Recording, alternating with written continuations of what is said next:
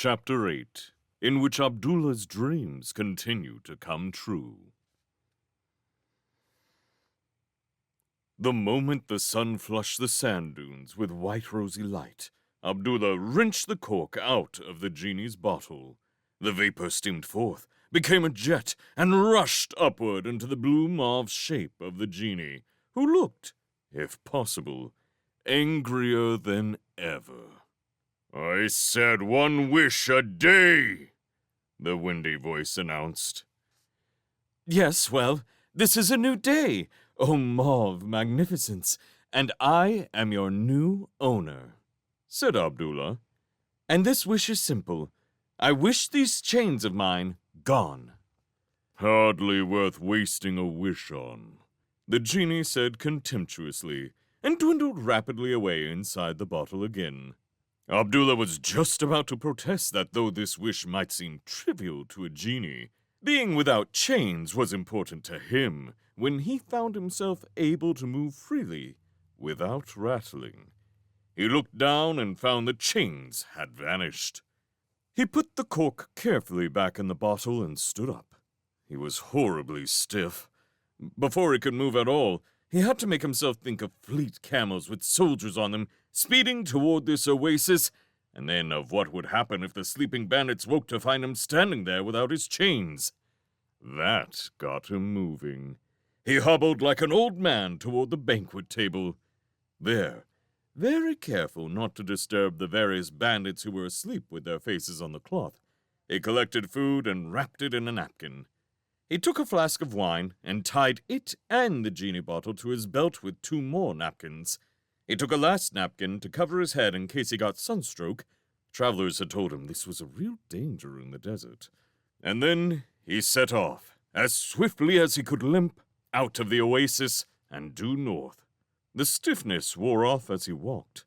Walking became almost pleasant then, and for the first half of the morning, Abdullah strode out with a will, thinking of flower in the night and eating succulent meat pies and swigging from the wine flask as he walked.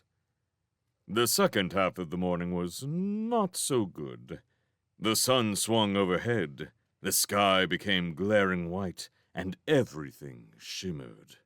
Abdullah started to wish that he had poured the wine away and filled the flask at the muddy pond instead. Wine did nothing for thirst except to make it worse. He wet the napkin with wine and laid it over the back of his neck, where it kept drying out far too quickly. By midday, he thought he was dying. The desert swayed about before his eyes, and the glare hurt. He felt like a sort of human cinder. "It seems that fate has decreed that I live through my entire daydream in reality," he croaked. Up till then he had thought he had imagined his escape from the villainous Kabul Akbar in masterly detail. But now he knew he had never even conceived of how horrible it was to stagger in blaring heat with sweat running into his eyes. He had not imagined the way the sand somehow got into everything, including his mouth. Nor had his daydream allowed for the difficulty of steering by the sun when the sun was right overhead. The tiny puddle of shadow around his feet gave him no guide to direction. He had to keep looking behind to check that his line of footprints was straight. This worried him, because it wasted time. In the end, wasted time or not, he was forced to stop and rest, squatting in a dip in the sands where there was a small piece of shade. He still felt like a piece of meat laid out on Jamal's charcoal grill. He soaked the napkin in wine and spread it out over his head, and then watched it drip red blobs onto his best clothes. The only thing that convinced him he was not going to die was that prophecy about Flower in the Night. If fate had decreed that she was to marry him, then he had to survive because he had not yet married her. After that, he thought of the prophecy about himself, written down by his father. It could have more than one meaning. In fact, it could already have come true, for had he not risen above everyone in the land by flying on the magic carpet? Or perhaps it did refer to a 40-foot stake. This notion forced Abdullah to get up and walk again. The afternoon was worse still. Abdullah was young and fit, But the life of a carpet merchant does not include long walks. He ached from his heels to the top of his head, not forgetting his toes, which seemed to have worn raw. In addition, one of his boots turned out to rub where the money pocket was. His legs were so tired, he could hardly move them. But he knew he had to put the horizon between himself and the oasis before the bandits started looking for him, or the line of fleet camels appeared. Since he was not sure how far it was to the horizon, he slogged on. By evening, all that kept him going was the knowledge that he would be seeing Flower in the Night tomorrow. That was to be his next wish to the genie. Apart from that, he vowed to give up drinking wine and swore never to look at a grain of sand again. When night fell, he toppled into a sandbank and slept. At dawn, his teeth were chattering, and he was anxiously wondering about frostbite. The desert was as cold by night as it was hot by day. Still, Abdullah knew his troubles were almost over. He sat on the warmer side of the sandbank, looking east into the golden flush of dawn, and refreshed himself with the last of his food and a final swig of the hateful wine. His teeth stopped chattering, though his mouth tasted as if it belonged to Jamal's dog. Now, smiling in anticipation, Abdullah eased the cork out of the genie's bottle. Out gushed the mauve smoke, and rolled upward into the genie's unfriendly form. "What are you grinning about?" asked the windy voice. "My wish, O amethyst among genies, of color more beautiful than pansies," Abdullah replied. "May violets scent your breath. I wish you to transport me to the side of my bride-to-be, Flower in the Night."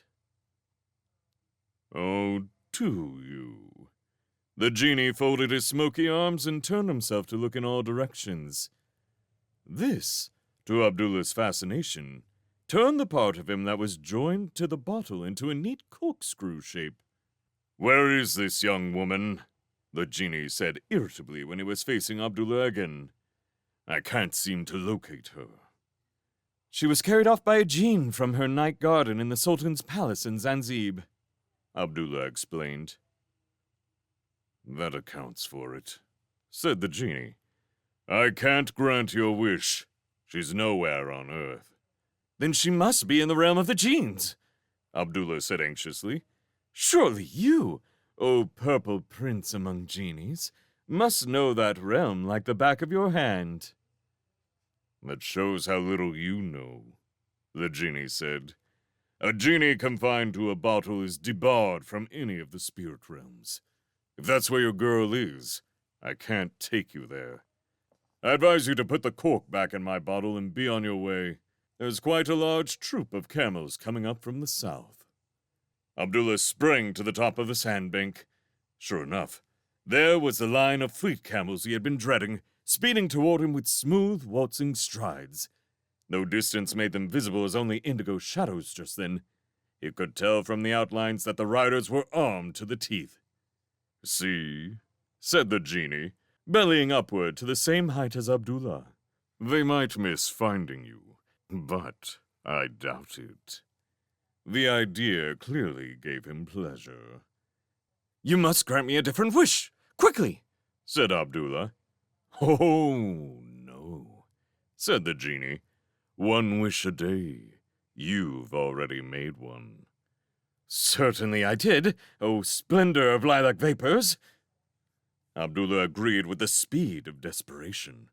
"But that was a wish you were unable to grant, and the terms, as I clearly heard when you first stated them, were that you were forced to grant your owner one wish a day. This you have not yet done." "Heaven preserve me," the genie said disgustedly. "The young man is a coffee shop lawyer." "Naturally I am," said Abdullah with some heat. "I am a citizen of Zanzib, where every child learns to guard its rights, for it is certain that no one else will guard them. And I claim you have not yet granted me a wish today." "A quibble," the genie said, swaying gracefully opposite him with folded arms.